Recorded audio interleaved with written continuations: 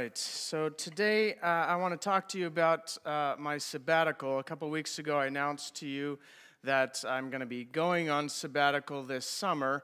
And so since then, a handful of people have had some different questions and some concerns. And so I wanted to try and answer some of those questions, alleviate some of those concerns, and just kind of generally prepare you guys so that you can feel all right and feel good about this sabbatical when I end up going away on sabbatical. Looks like we're having some trouble with the projector or something there. If you want to look at the slides, you can just turn around and look at that one. No, just kidding. So basically what I want to do today is I want to present to you kind of three main ideas. First of all, I'll give you some background on the idea of sabbatical, where it comes from, kind of where we get this concept from. I'll present to you some reasons why sabbaticals are healthy and important to do.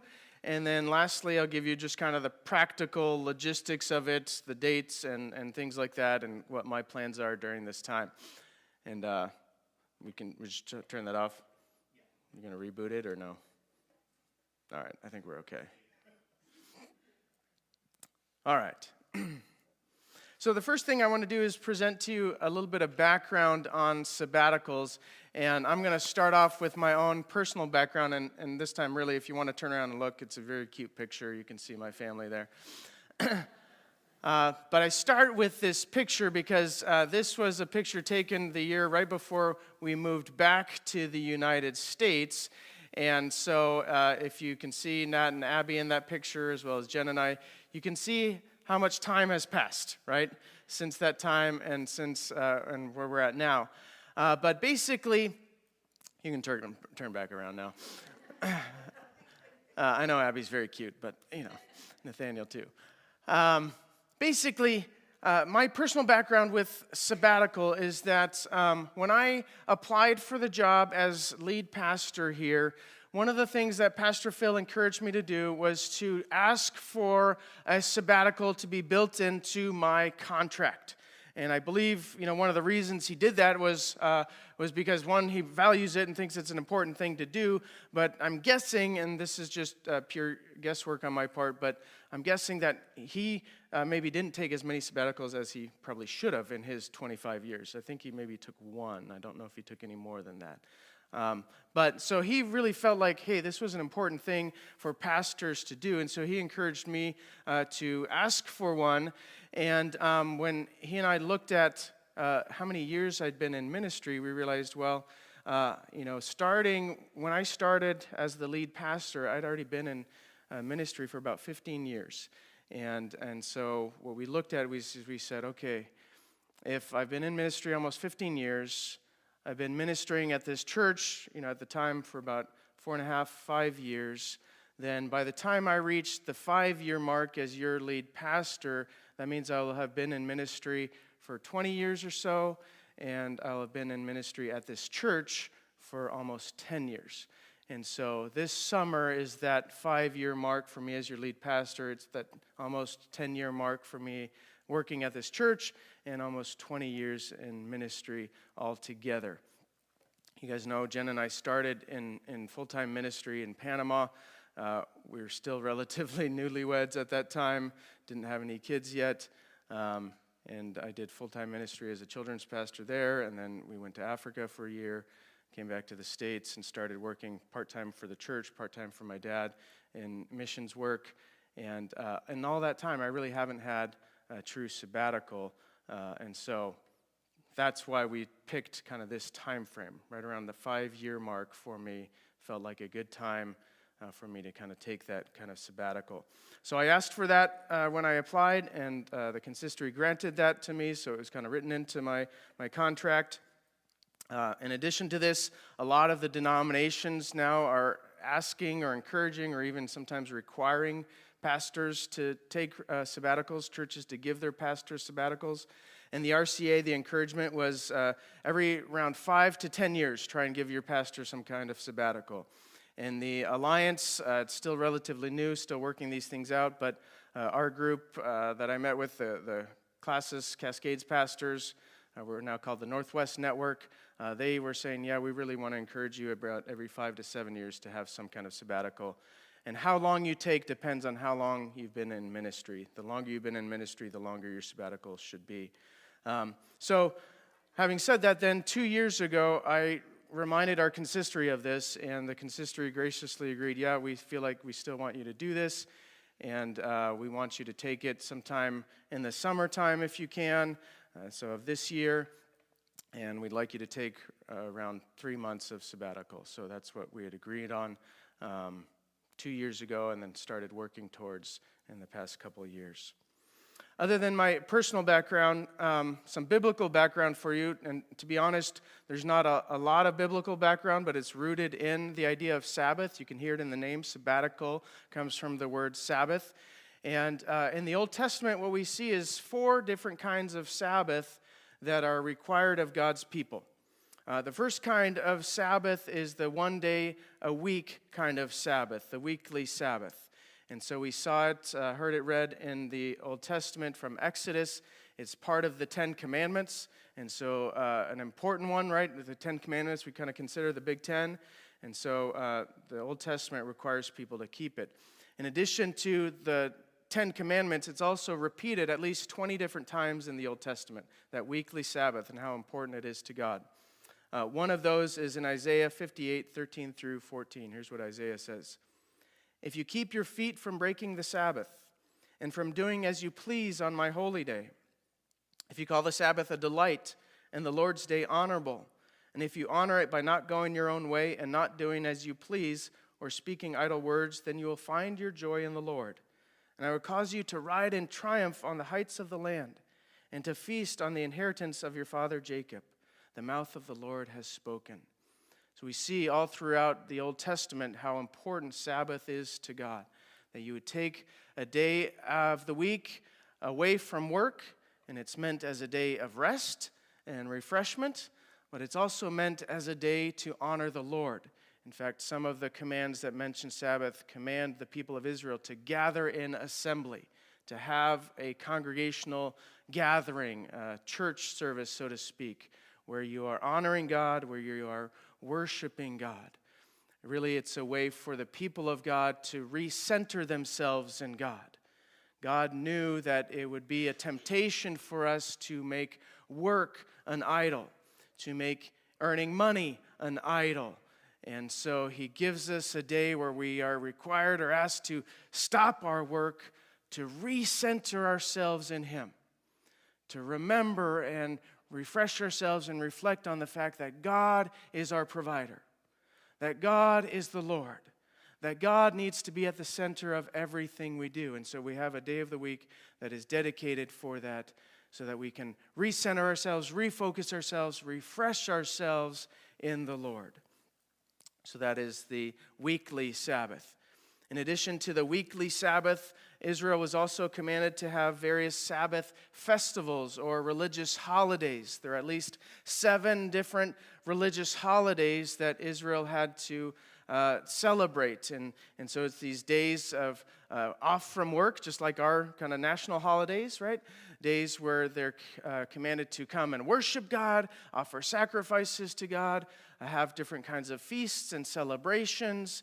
And so it's meant to be a time of merriment, a time of joy, but also that rest and that worship, remembering and reflecting on the things that God had done for Israel, particularly during the Exodus and things like that, but also all throughout their history of like refreshing ourselves in the Lord, remembering the good things that God has done for people. So around 7 different holidays. One of them is even a 2-week celebration, the Feast of Tabernacles, that then goes into Passover, and it's meant to be a 2-week kind of mandatory vacation where people are honoring and reflecting on what the Lord has done for his people.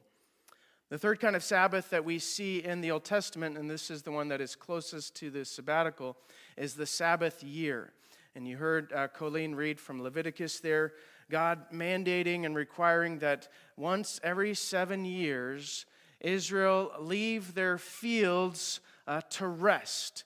And most of Israel was kind of an agricultural community at the time, especially when Leviticus is being written.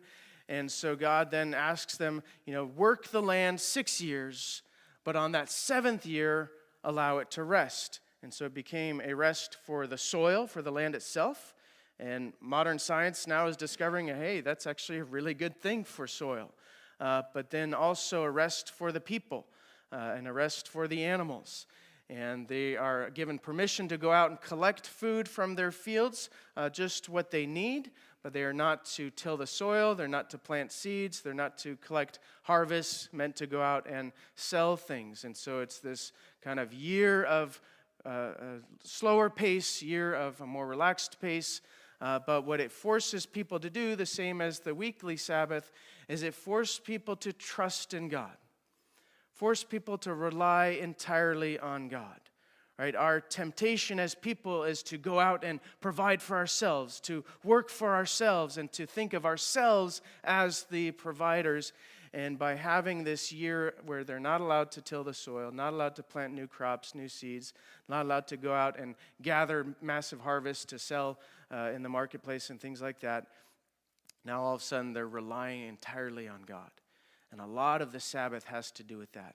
Exercising that trust in God, exercising that faith in God, right? When you feel like, oh, I've got to go out and work, to say no and say, okay, I realize God is my provider, right? And so that was the Sabbath year. And then the last kind of Sabbath that God requires of his people is the year of Jubilee. The year of Jubilee is every 50th year, and this is the closest thing we have to retirement in the Old Testament. But you'll notice it's not really retirement. But if you count the years of sevens, right, 7 times 7 is 49. So on the 49th year, you have a Sabbath year. And then on the 50th year, you have an extra Sabbath year, year of Jubilee. And so that becomes 2 years in a row where the people are required to just rest, to just allow the soil to do its thing, allow the land to do its thing, to not do all the work that they're used to. And then in addition to this, they're required to forgive debts. They're required to release anybody who's kind of an indentured servant or slave. And so all these different requirements that are meant to be celebration and freedom and resting in God's grace and provision. And so that's the year of Jubilee, every 50th year. Now, these commands are so important to God that God also in the Old Testament has laws that function as punishments for people that don't follow the commands.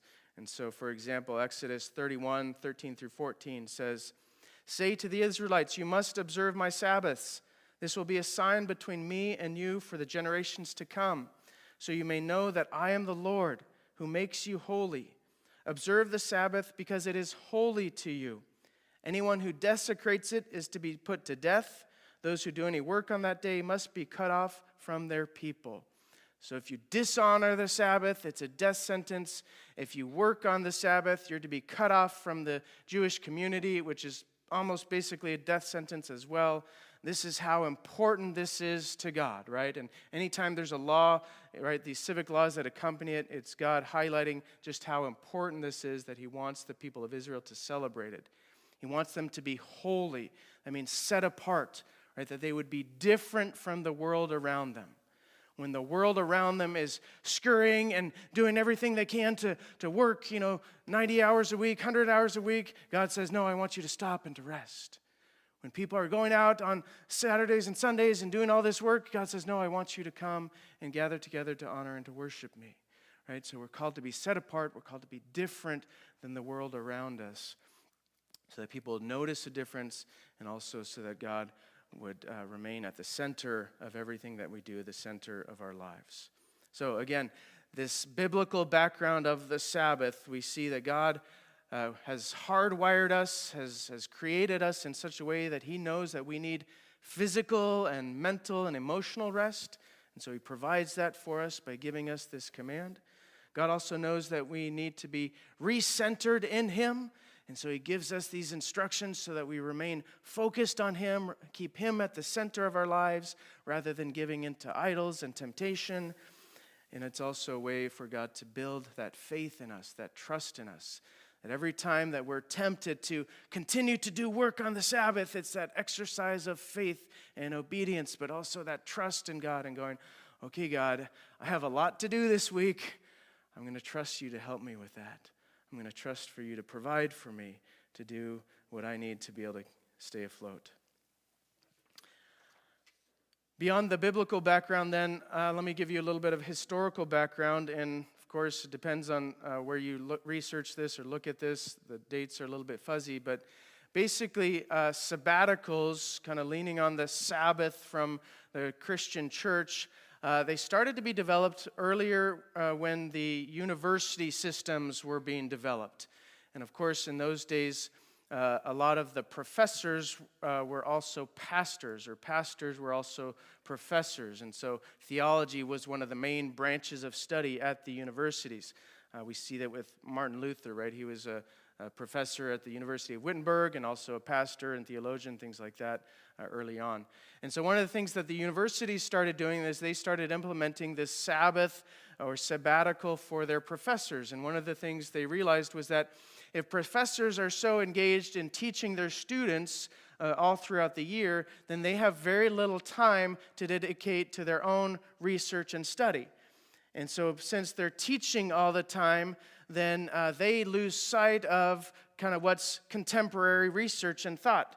And so if you think of like modern medicine, right, it'd be kind of terrible for a doctor to lose touch with the new modern research and studies that are going on. And so the sabbatical became a way for giving professors a year of study, a year away from their regular teaching responsibilities, so they could retool, so that they could refresh themselves kind of in the newest research and be able to kind of prepare stuff so that then when they go back to teaching, they have new and fresh material to present to their students. Now, as I mentioned, a lot of the professors were pastors, and so this also became the norm for pastors, that every 7 years they would have a year off where they could go and retool and study and refresh themselves and then be able to come back to their congregations with kind of insight and understanding and just a recentering in the Word and a recentering in God.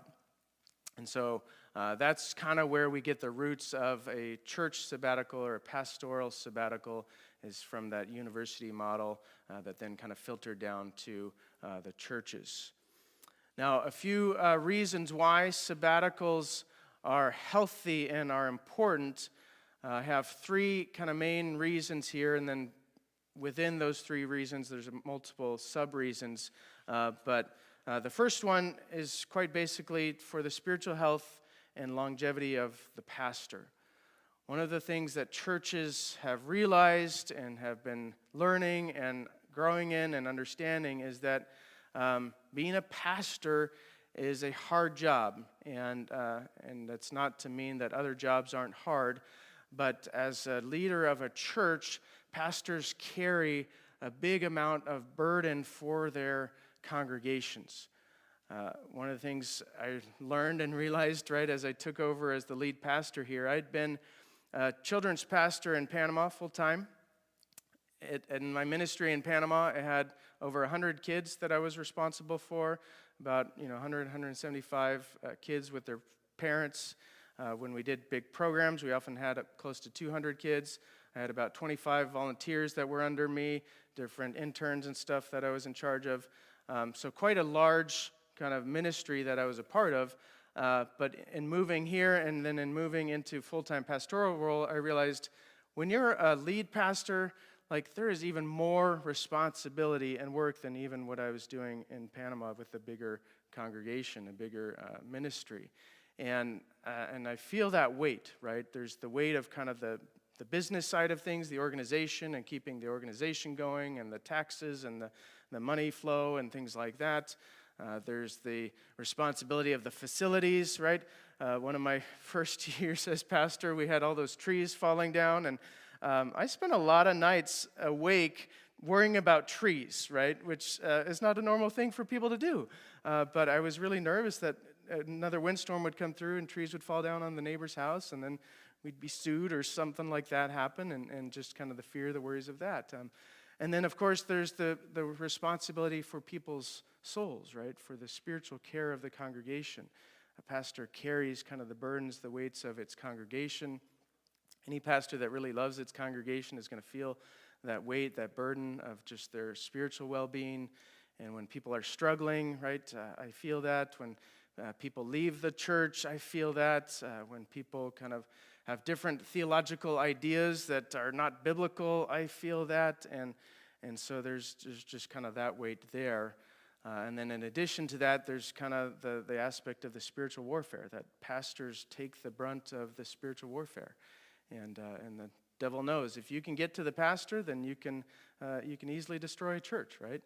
And one of the things that we're seeing, especially since COVID, but even before COVID, is that there's been a huge increase of pastors leaving the ministry, of quitting the ministry. And currently, statistically, we're told that there's actually a deficit of pastors across the United States, that there's not enough new pastors coming into the ministry, and there's so many pastors leaving the ministry. And a lot of that has to do with pastors feeling overwhelmed, feeling just overly tired and burned out and burdened. And so just throw some numbers at you here. Barna in 2022 indicated a 13% rise in pastors seriously considering quitting their job and leaving the ministry.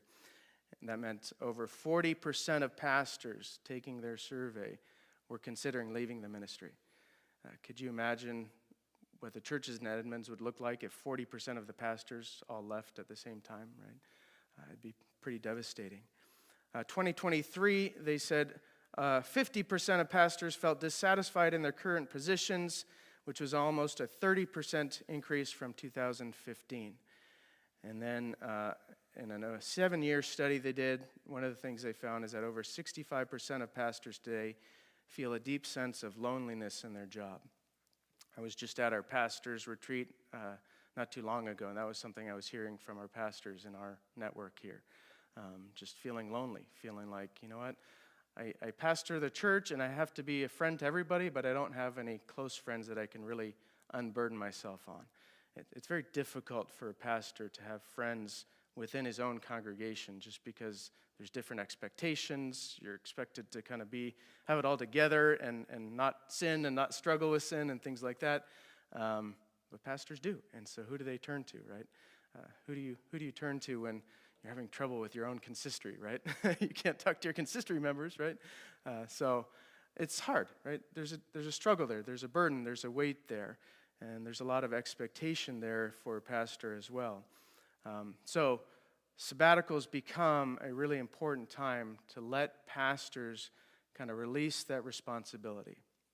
And one of the reasons sabbaticals tend to be as long as they do, as long as they are, is because pastors who go on sabbatical report and say, you know what, it took me a good month and a half to 2 months to be able to let go, to be able to just release that weight and feel unburdened and kind of enter into that rest period. So it becomes a really important time to get those pastors refreshed and renewed, to help them recenter themselves in God. You know, one of the things with being pastor that's really hard is that when I'm here on Sundays, I'm at work, right? It's not a super worshipful time for me in the sense of really being able to connect with God because I'm serving and I'm working, and even when I'm singing songs, I'm thinking of, oh, what's that announcement I have to give, and what do I have to say in my message, and is somebody going to step up and do the reading, or did we forget this week, or, you know, there's a lot of things that are weighing on my mind, and so it's a little bit difficult or challenging to actually engage in worship. So sabbaticals become that way to let pastors just kind of rest and then connect with God, refresh themselves in God, and come back ready to go for another season of ministry. I put on the screen for you, I know you can't see it here, but Hebrews 13:17, which says, "Have confidence in your leaders and submit to their authority, because they keep watch over you as ones who must give an account. Do this so that their work will be a joy, not a burden, for that would be of no benefit to you." Sabbatical is a way for you to give joy to your pastor, to make sure they continue to serve you with joy, that they are not feeling burnt out and bitter or struggling to minister to the congregation. So that's the first reason why sabbaticals are helpful and important. Second reason, sabbaticals are healthy for the spiritual health and longevity of the pastor's family. for all the reasons I just listed for the pastor, right, the same goes to their family. And Jen and I both grew up as pastors' kids. We know what that's like. We felt kind of that burden of expectation on us. We've seen what it's like for our moms, and now, Jen as the pastor's wife feeling this. And there's a lot of burden and responsibility on families, right? As a pastor's family, when we have a 3-day weekend, we don't get to go away and go camping, right? We still have to be here. When we have Christmas, we don't get to go and be with our extended family and celebrate Christmas with them. We have to be here. Same thing with Easter, right? So there's a lot of expectations and a lot of weight and burden that comes on the family. And so sabbaticals become an important time for families to reconnect, to spend that time together. And even though Jen and the kids don't get a sabbatical from their work, they kind of have a natural sabbatical with working in the schools. But it's an important time for us to be able to connect again and be together again. Part of our plans are to go down and visit some of Jen's family that we haven't seen in almost 10 years. And so just be able to do some of those things together. I wanted to read for you here. Where did it go? This is a little bit of satire for you from the Babylon Bee, so it's meant to be sarcastic and funny, but it kind of speaks to the role of the pastor's wife. So it says this: life in ministry is one of the greatest gifts anyone can experience, and that extends to pastors' wives as well. What's so great about being a pastor's wife? The benefits are abundant. And he goes on and lists them. Number 1, you get to run the women's ministry for free. Number 2, you get to be mentioned in every sermon illustration. Number 3, you haven't stopped smiling since 1998. Right? Forced smile there. Number 5, you can serve the Lord as a wife, mother, receptionist, piano player, Sunday school teacher, women's brunch organizer, Christmas stage, poinsettia arranger, janitor, and marital counselor. And that's just on Tuesday. Of course, Jennifer doesn't do all of those because we do have a wonderful congregation that picks up a lot of those. Number 6, you get a bonus sneak peek at each week's sermon. I won't read number 7. That's kind of weird. Number 7 or 8, you get to hear withering criticism about your husband and can't react or get upset about it. Number 9, you get to bat cleanup on the church softball team. And number 10, you get plenty of free advice on how to raise your kids from all 250 members of the church. Nice. Right? So obviously some humor there, but the main point is, right, pastors and their families, right, kind of have that added responsibility. They're not just regular congregants. They're not just able to come and worship like a normal family does. There's expectation on them. There's work they do. It's very difficult for pastors' wives also to make friends in the church. There's kind of different rules for them than for normal women in the church. And so a sabbatical is a good time for them to unplug and unburden themselves as well. One of the things that I hope to do during our sabbatical is to visit other churches, to give our children an opportunity to see different styles of worship and different styles of doing church, right? Our kids, you guys may not even realize this, but our kids have grown up their whole lives with me as their main teacher. I was their children's pastor. I was their youth pastor. I'm now their lead pastor, right? And so give them an opportunity to hear from somebody other than their dad in a sermon and a message and have different church experience than showing up and knowing, well, I have to be pastor's kid here at church today. Maybe you can identify with that too, right? I put there Ephesians 5:25 through 28. Husbands, love your wives just as Christ loved the church and gave himself up for her to make her holy, cleansing her by the washing with water through the word, and to present her to himself as a radiant church, without stain or wrinkle or any other blemish, but holy and blameless. In this way, husbands ought to love their wives as their own bodies. A sabbatical gives the pastor, and he should be doing this all year, but it's often difficult to do so. It gives him the opportunity to really love his wife ahead of the ministry of the church. And that's very hard to do, right? As a pastor, that's really hard to do because, again, just the amount of responsibilities that come with the church. And so to really put the wife and the family first, and I'll share a little bit of my plans for that in a minute. All right, number 3, sabbatical becomes a really special and important time for the congregation, for their spiritual health. There's a number of things that happen in a sabbatical. First of all, much like the Sabbath rests in the Old Testament, a Sabbath rest, right, is meant to be a time that requires the people of God to kind of rely on God in faith and trust, right? And so when your pastor's gone, the church is kind of being called to step out in trust and say, okay, God, who's going to keep this ministry going forward, right? What's it going to look like without Pastor Andrew in the pulpit? And what if there are visitors, or what if there are problems, or all these different questions? Well, it becomes a time to remember that Christ is the head of the church, not Andrew, right? That Jesus is the one who is carrying the church, leading the church, providing for the church. And so even if the pastor's gone, Jesus will continue to do that. It's also an important time. I don't know that you guys necessarily struggle with this, but a lot of times in churches, there's this tendency to idolize your pastor, right? To kind of put him on this pedestal. And, oh, we're here because this pastor has such great messages, or he's such a great person, or so inviting and warm, or whatever. And remembering then, no, church isn't about the pastor. Church is about Jesus. Church is about worshiping God. Church is about coming together as a family of believers and supporting and encouraging and walking together with the Lord.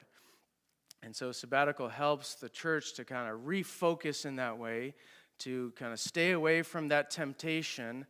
A lot of times when a pastor retires or leaves, you have a lot of people leave. Well, why is that the case? Because they put all their marbles in that pastor rather than in the life of the church and trusting in God. And so this becomes that opportunity to really exercise that faith and that trust. It also becomes a really important opportunity for people to kind of realize, hey, the pastor's not meant to carry that burden, right? The pastor's not meant to carry the full weight of the whole church, that we all have jobs to do, we all have gifts that we are called to use, that the church is a body where every part is meant to be doing its part, right? And so when a pastor is gone for that kind of length of time, it causes other people to have to step up and to go, hey, I see a hole here, let me fill that hole, let me meet that need.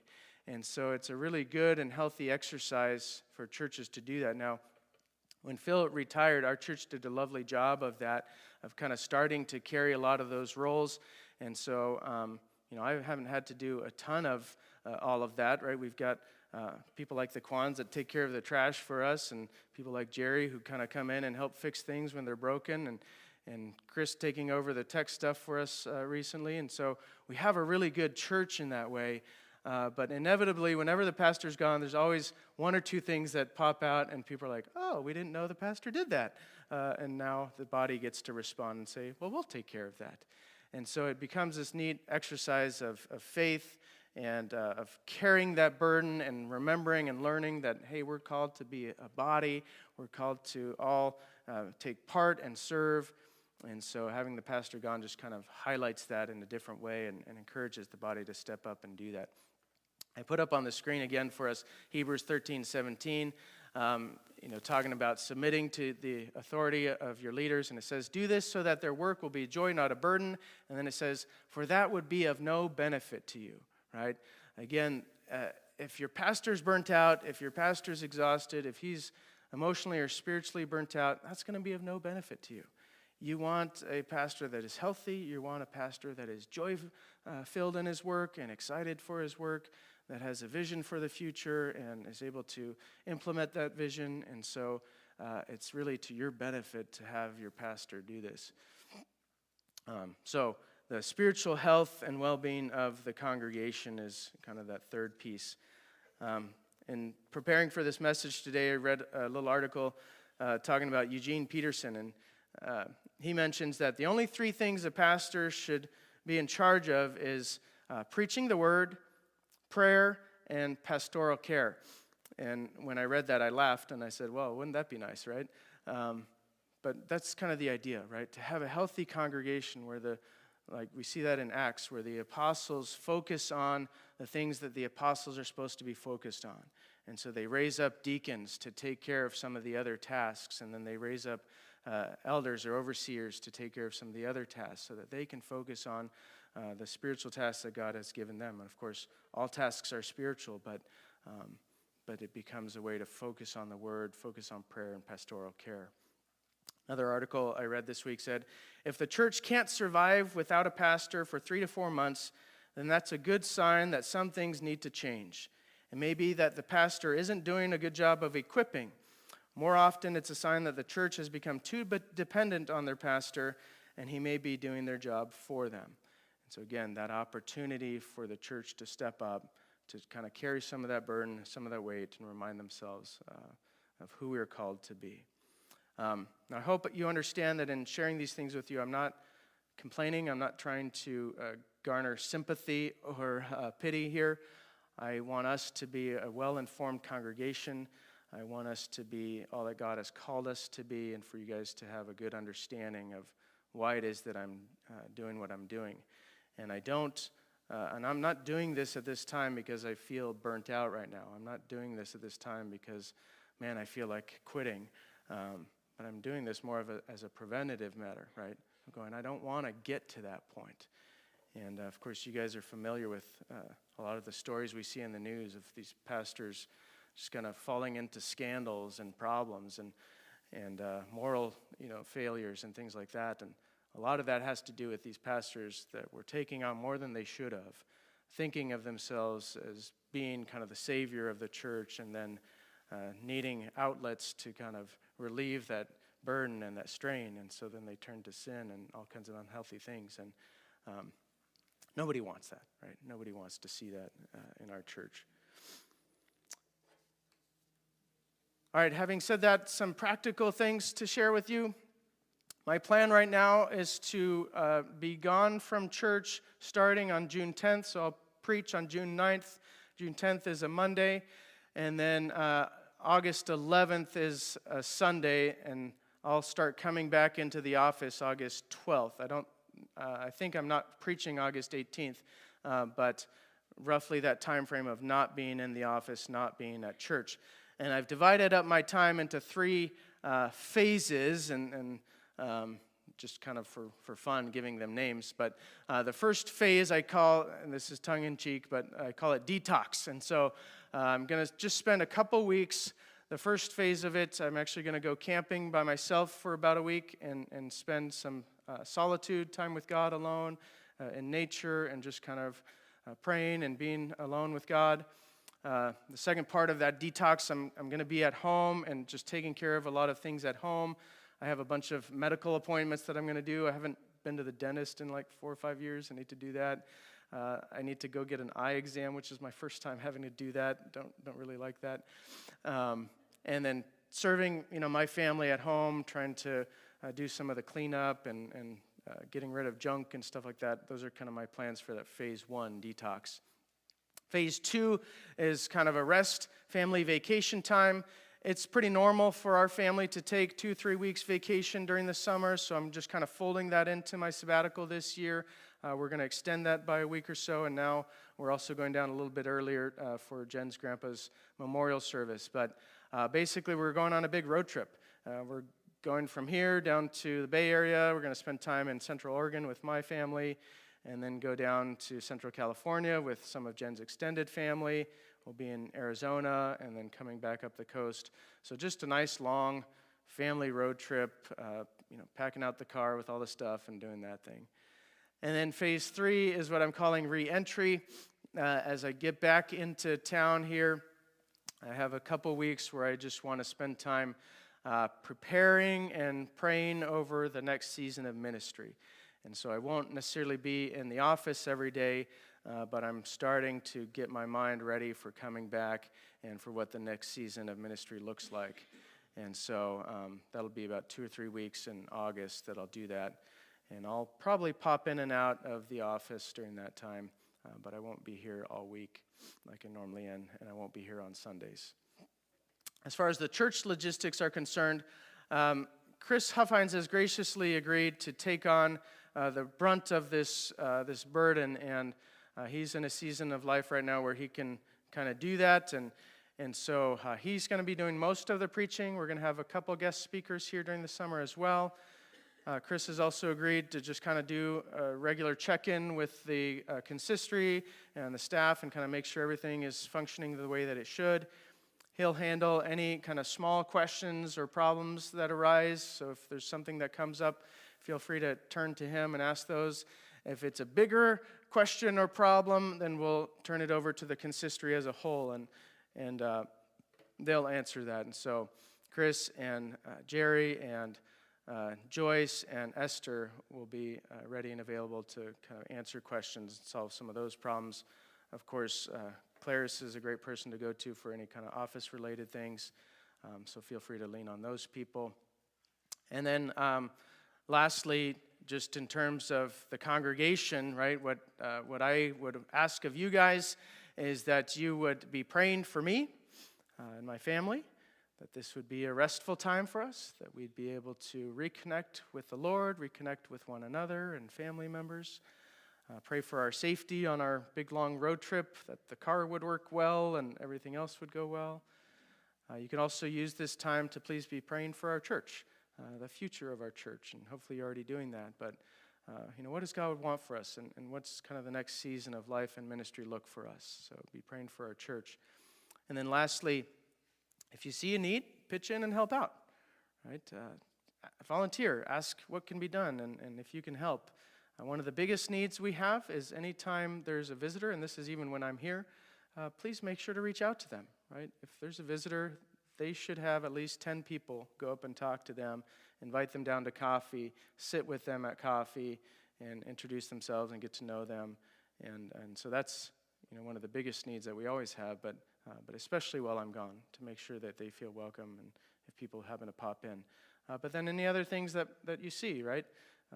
Just volunteer to do it. Step in and do it. It doesn't have to be me. It doesn't have to be one of the consistory members. Yeah, you're welcome to help out. And so if you see something in the facilities, right, that's not working, well, go and change that light bulb yourself, right? Feel free to buy the battery for the smoke detector that we need, right? Whatever it may be, right? Just pitch in and help out. And I know we'll get through this just fine, right?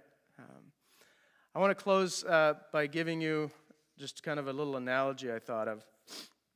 It's probably not the best analogy, but it's the only one I thought of. So I was thinking of this and going, well, what kind of analogy could I give to the church to kind of help us wrestle with this? And sabbatical, in a way, is a little bit like the parents going away for the weekend for the first time, right? And leaving their kids who are now teenagers at home by themselves, right?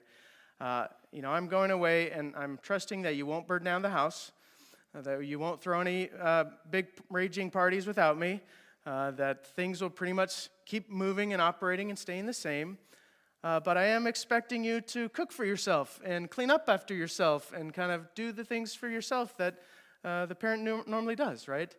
And so, again, it's just this exercise of faith and trust, exercise of just remembering who's in charge, right? That Jesus is the head of the church, not me, and that he holds the church in his hands, and he will continue to move and work in our midst and continue to carry out his purposes according to his will. And so we trust him for that, and we lean on him for that even during this time. Does that make sense? Any questions?